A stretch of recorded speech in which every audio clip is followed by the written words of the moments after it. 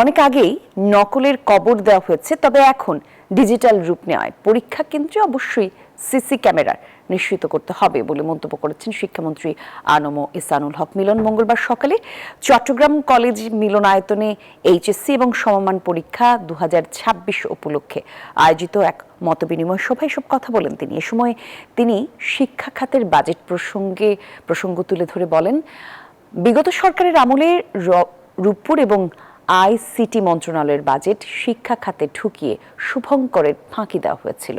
এবার শিক্ষায় 1,36,000 কোটি টাকার বিশাল বাজেট দেওয়া হয়েছে। এই অর্থের সঠিক ব্যবহার নিশ্চিত করার তাগিদ দিয়েছেন শিক্ষামন্ত্রী। পরীক্ষার রুমের মধ্যে নকল রয়ে গেল, সেই নকলের জন্য দায়ী কি আমি ওই ছাত্রকে করব না আপনাকে করব? সেই জন্য আমরা 1980 পরীক্ষার যে অ্যাক্ট রয়েছে সেটা আমরা পরিবর্তন করেছি। Bashundhara public school and college 2026 শিক্ষাবর্ষে ভর্তি চলছে।